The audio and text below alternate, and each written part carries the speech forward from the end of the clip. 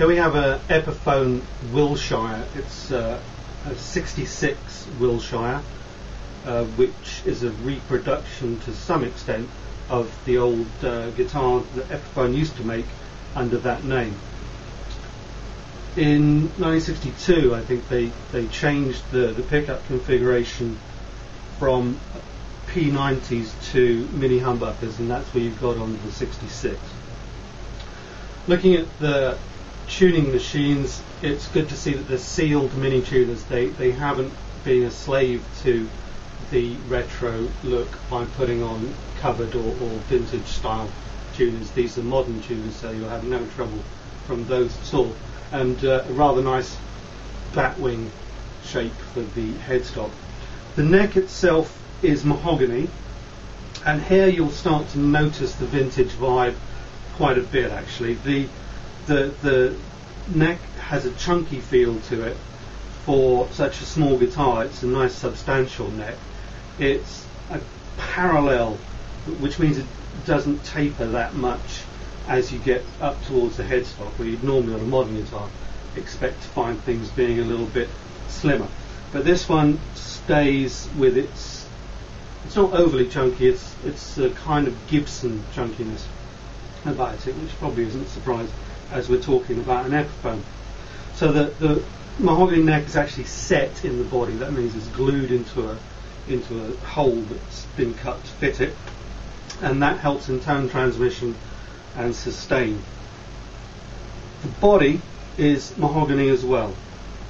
What we have is quite a thin slab of mahogany for the body, which, if you've ever come across vintage guitars, especially of the kind of catalogue nature that this represents, you'll know that they were quite thin in comparison to modern guitars. What that does is make this guitar very slightly neck heavy. So you need to have a rough underside to the strap. A leather strap will hold it in place. It's not a problem. But bear that in mind as something you will have to get used to on your playing style.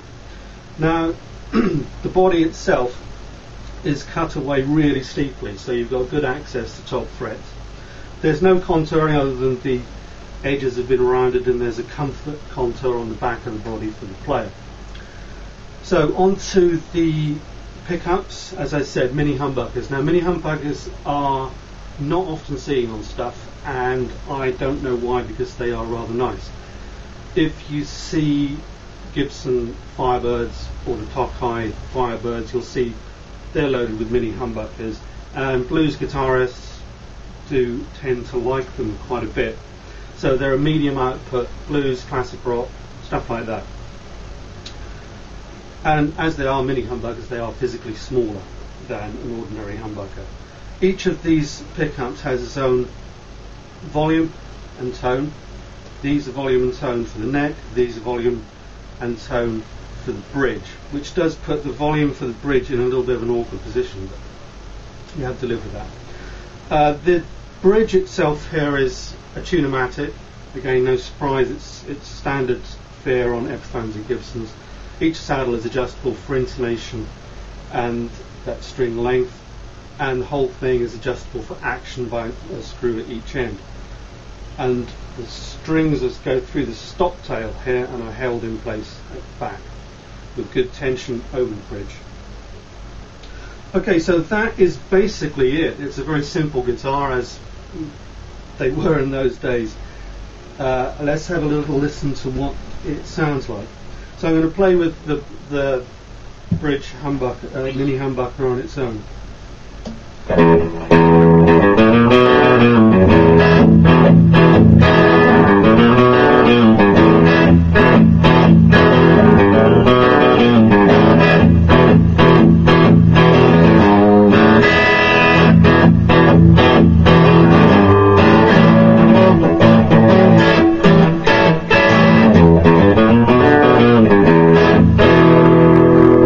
Take that to the neck now.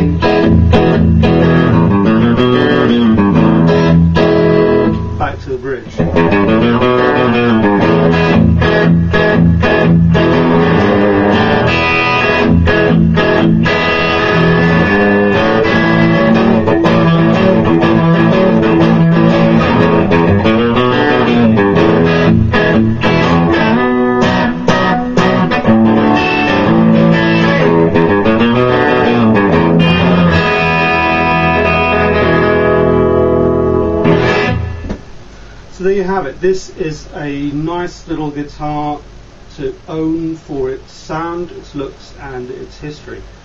The original Wilshire is a highly collectible instrument, and as it's in vogue these days for bands to play vintage instruments, this may be about as close as you're going to get unless you've won the lottery.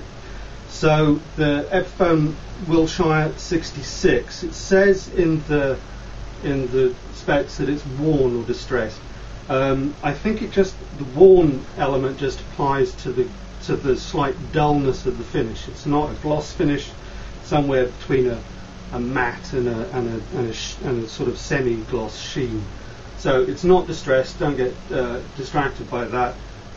But buy one and distress it yourself. You'll have a lot of fun.